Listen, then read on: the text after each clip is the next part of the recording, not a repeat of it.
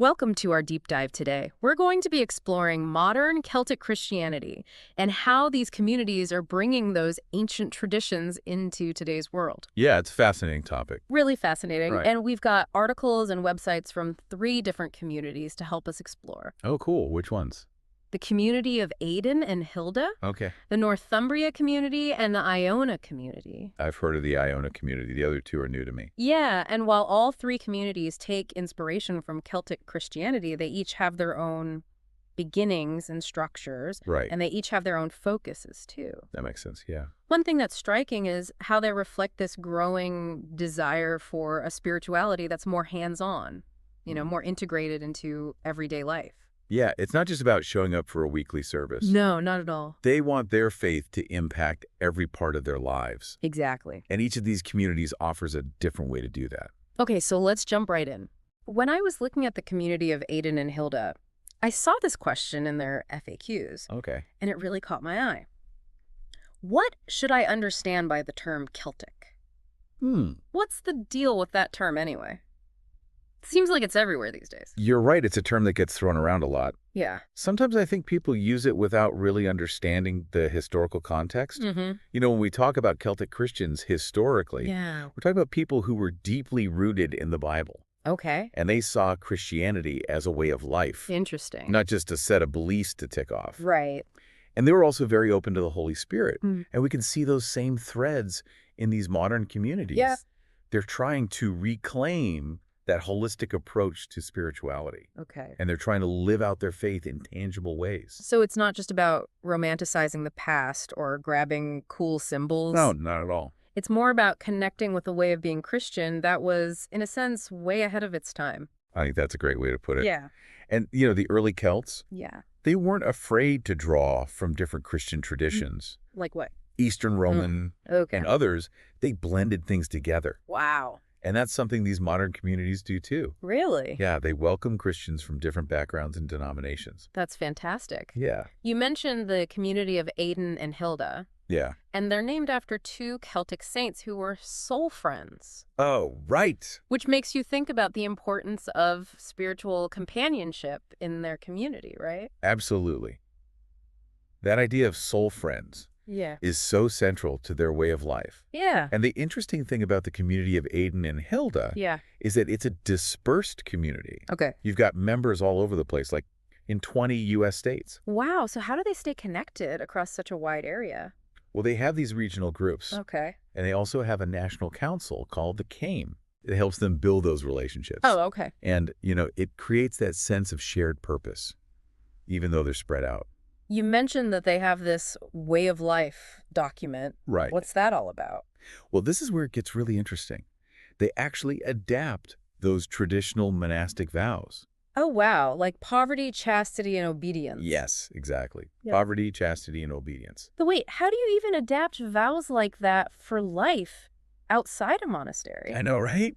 It sounds pretty intense. It does. They're not saying you have to literally take a vow of poverty, for example. Oh, okay. It's more about taking those vows and kind of turning them into principles that you can apply to your everyday life. Okay, I can see that. And the way they frame these vows is really fascinating. Yeah. It's not about denying the world Oh, here. or suppressing yourself or anything like that. Gotcha. It's about being fully human, Hmm. being fully engaged with the world, Yeah. but with a different set of priorities, So, for example, what would embracing the principle of poverty look like in a modern context? Well, it's not about literally giving away all your possessions or anything. Okay. It's more about letting go of anything that's holding you back from truly living your calling.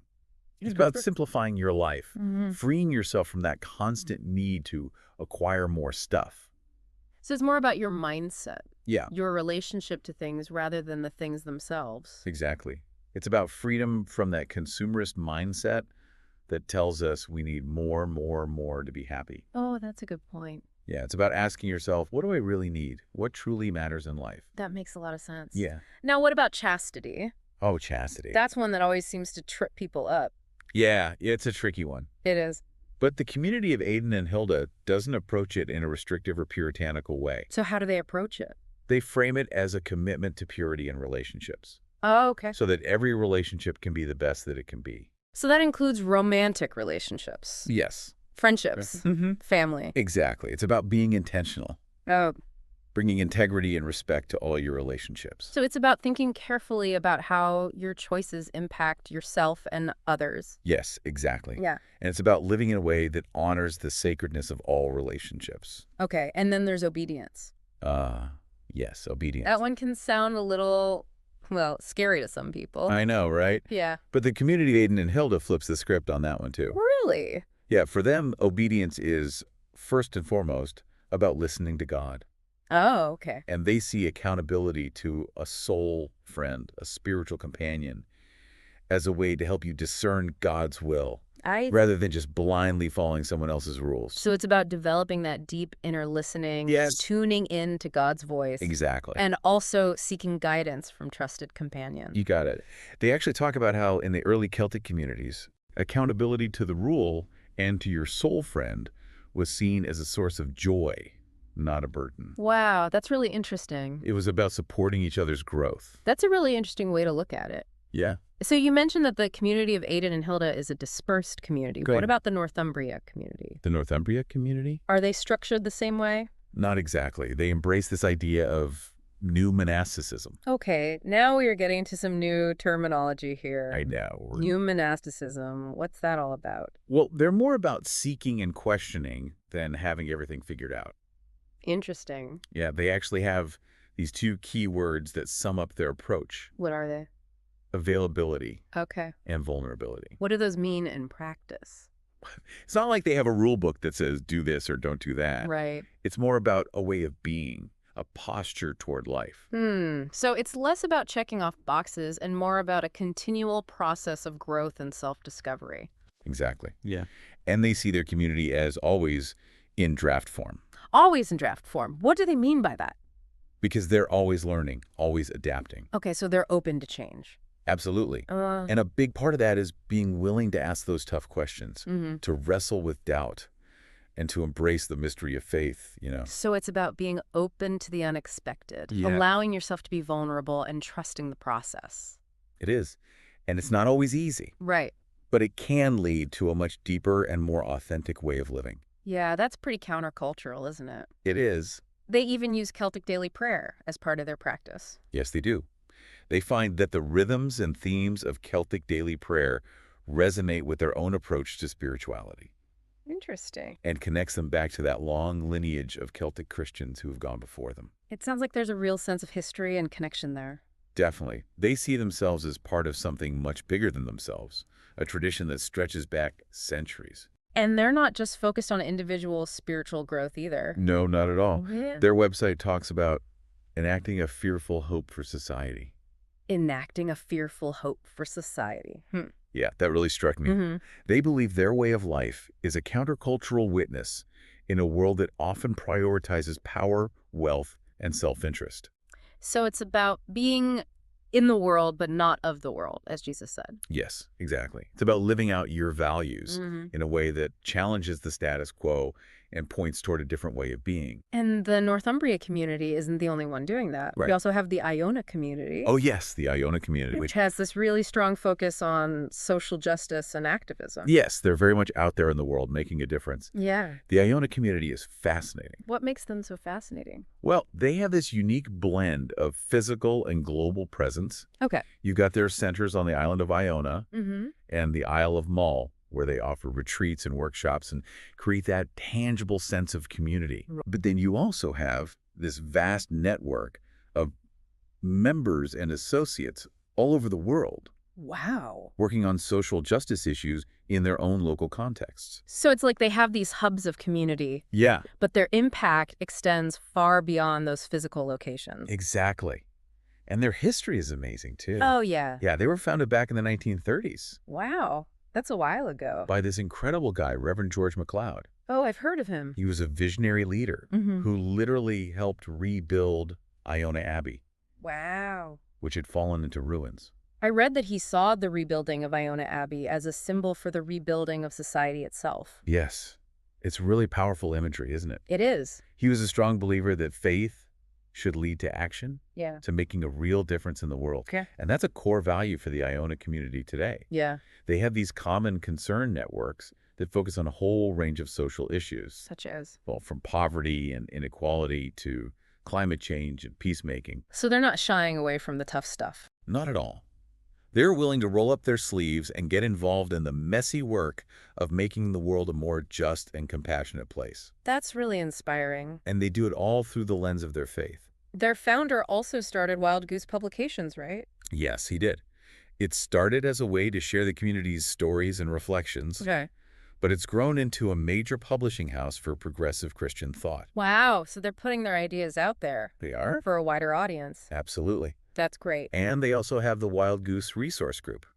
What's that? Well, it provides resources for churches and individuals who want to get more involved in social action. So they're not just talking the talk. Yep.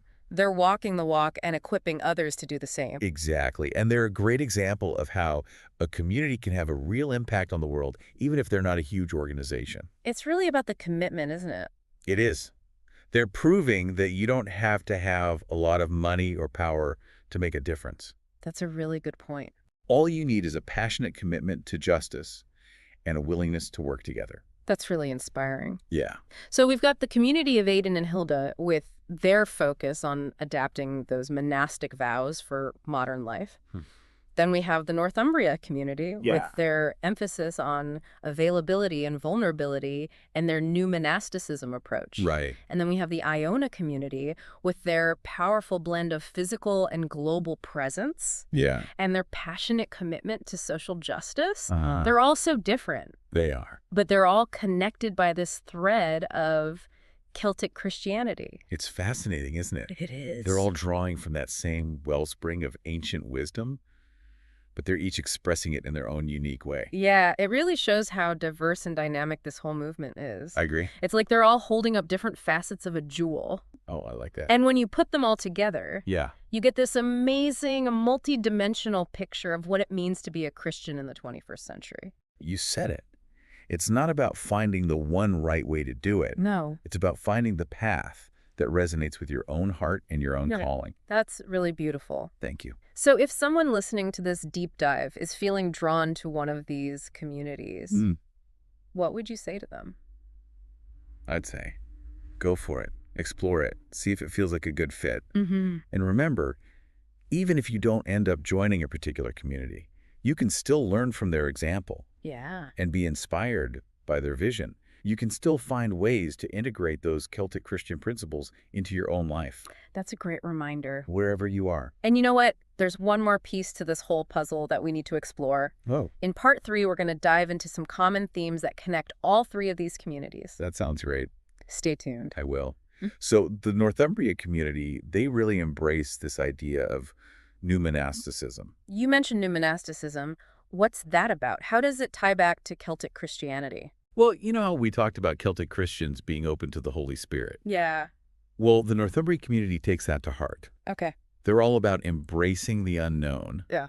and being okay with not having all the answers. It sounds like a very open approach. Yeah, they actually describe themselves as always in draft form. Always in draft form. Yeah, always a work in progress. I like that. And they're very much drawn to that ancient Celtic spirit of seeking Okay. and exploration, but they're doing it in a modern context. So it's like they're taking that ancient monastic tradition, but instead of withdrawing from the world, they're engaging with it in a really deep and vulnerable way. Exactly. And they have this great quote from Dietrich Bonhoeffer on their website. Oh, cool. It says, "The renewal of the church will come from a new type of monasticism, which only has in common with the old one an uncompromising allegiance to the Sermon on the Mount."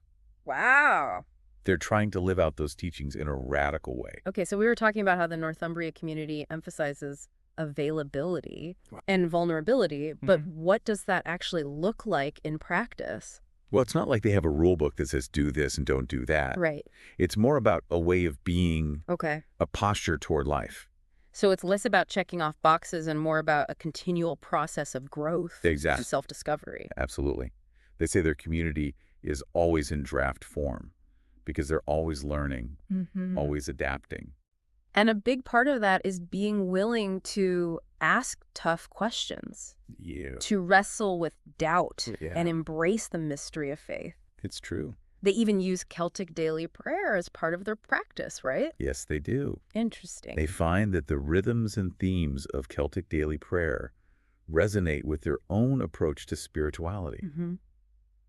And it connects them back to that long lineage of Celtic Christians who have gone before them. It sounds like there's a real sense of history there. Definitely. And connection. They see themselves as part of something much bigger than themselves, a tradition that stretches back centuries. And they're not just focused on individual spiritual growth either, right? Right. Their website talks about enacting a fearful hope for society. Enacting a fearful hope for society. That really struck me. Yeah. They believe their way of life is a countercultural witness in a world that often prioritizes power, wealth, and self-interest. So it's about being in the world, but not of the world, as Jesus said. Yes, exactly. It's about living out your values in a way that challenges the status quo. Yeah. And points toward a different way of being. And the Northumbria community isn't the only one doing that. It's true. We also have the Iona community. Oh, yes. The Iona community. Which has this really strong focus on social justice. Yes. And activism. They're very much out there in the world making a difference. The Iona community is fascinating because they have this unique blend of physical and global presence. It's true. You've got their centers on the island of Iona and the Isle of Mull, where they offer retreats and workshops and create that tangible sense of community. Right. But then you also have this vast network of members and associates all over the world working on social justice issues in their own local contexts. That's right. So it's like they have these hubs of community. Yeah. But their impact extends far beyond those physical locations. Exactly. And their history is amazing, too. Oh, tell me more about their history. They were founded back in the 1930s. Wow, that's a while ago. By this incredible guy, Reverend George MacLeod. I think I've heard that name before. He was a visionary leader who literally helped rebuild Iona Abbey, which had fallen into ruins. Wow, that's quite a legacy. It is. I read that he saw the rebuilding of Iona Abbey as a symbol for the rebuilding of society itself. Yeah, it's really powerful imagery, isn't it? It is. He was a strong believer that faith should lead to action, to making a real difference in the world. Okay. And that's a core value for the Iona community today. That's great. They have these common concern networks that focus on a whole range of social issues. Like what? From poverty and inequality to climate change and peacemaking. Wow, they're not shying away from the tough stuff. Not at all. They're willing to roll up their sleeves and get involved in the messy work of making the world a more just and compassionate place. And they do it all through the lens of their faith. That's right. Their founder also started Wild Goose Publications, right? Yes.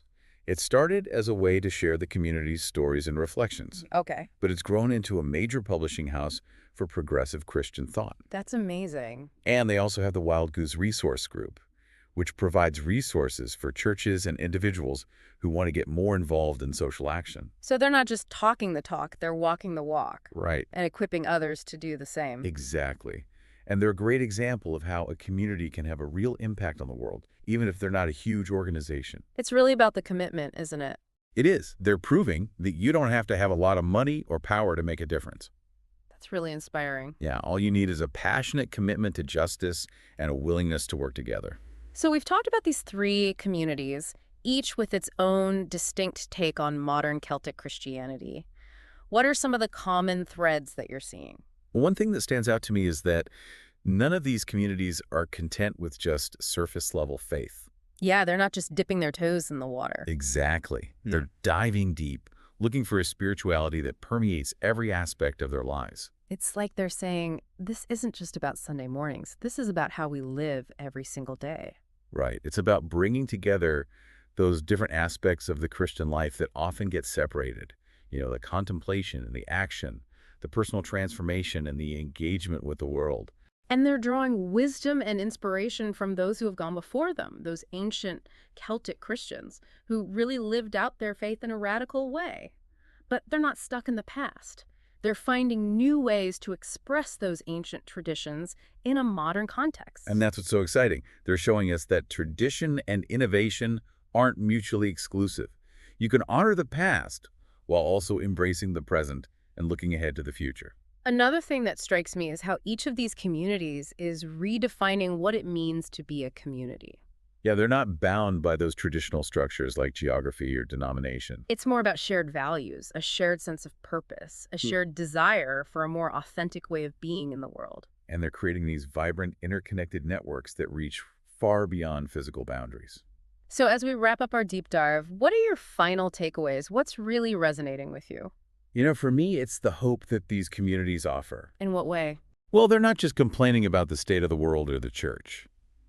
They're actively working to make things better. They're rolling up their sleeves and getting involved in those messy, challenging areas of life.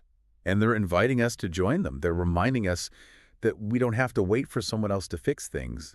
We can start right where we are. And make a difference. Exactly. So as we leave this deep dive, I hope you feel inspired. Me too. I hope you feel empowered to take what you've learned and apply it to your own life and your own community. Thanks for joining us. It's been a pleasure.